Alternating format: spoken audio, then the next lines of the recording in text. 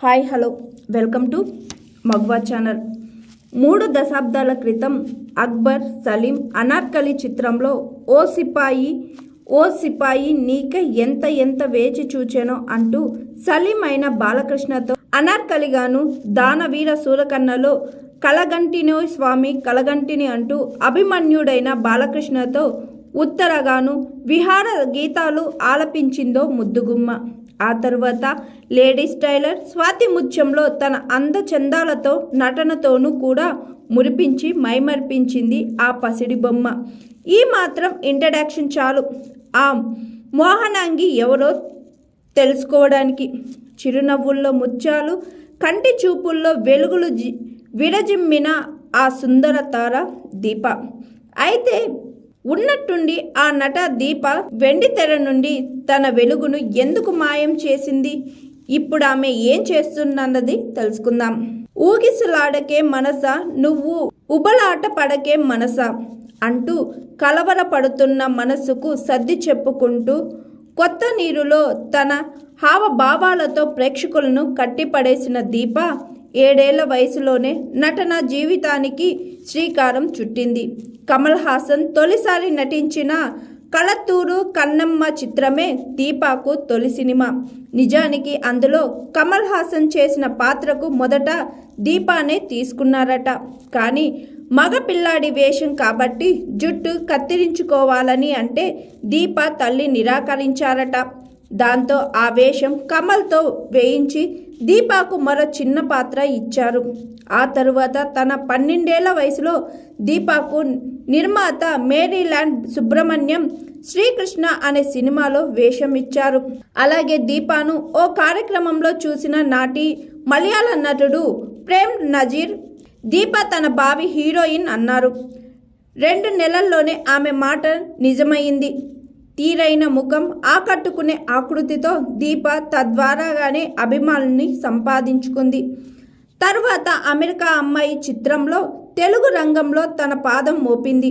అక్బర్, సలీం, అనార్కలి, దానవీర సూరకర్ణ, కొత్త నీరు, ladies tailor, Swathi Muthyam ఇలా పలు విజయవంతమైన చిత్రాల్లో నటించి మెప్పించింది. సినిమాల్లో నటిస్తున్న సమయంలో తన మనసుకు నచ్చిన వ్యక్తిని పెళ్లాడిన దీప ఓ పిల్లాడు పుట్టాక తన బాగోగులు చూడటానికి సినిమాలకు స్వస్తి చెప్పారు. నాటి నుంచి నేటి వరకు కుటుంబాన్ని తీర్చిదిద్దుకోవడానికే తన సమయమంతా కేటాయించారు. ప్రస్తుతం కేరళలోని కొచ్చిలో భర్త, కొడుకు, కోడలు, మనవడితో ఆనందంగా కాలం వెళ్లబుచ్చుతున్నారు దీపా గారు. ఇటీవల చెన్నైలో తన 50వ పుట్టినరోజును ఘనంగా జరుపుకున్నారు.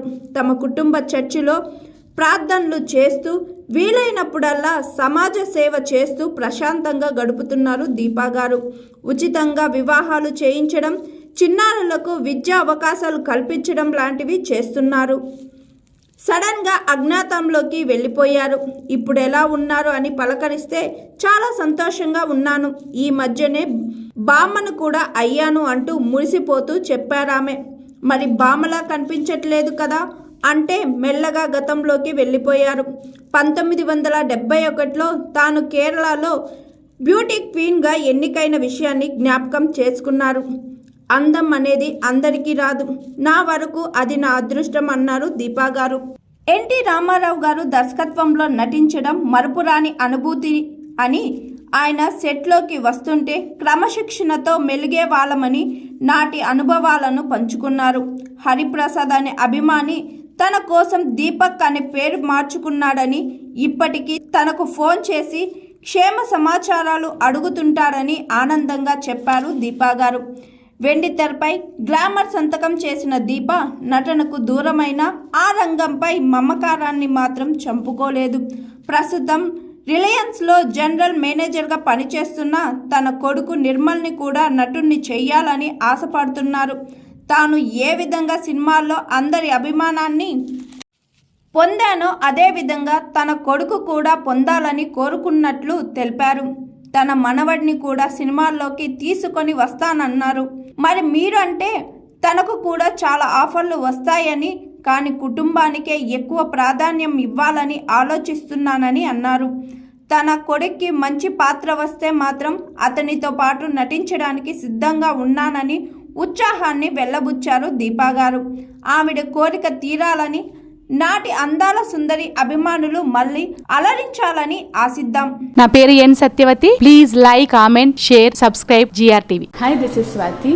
లైక్ చేయండి, షేర్ చేయండి, కమెంట్ చేయండి అండ్ సబ్స్క్రైబ్ చేయండి GRTV. Hi, this is Monica. Please like, share and subscribe GRTV.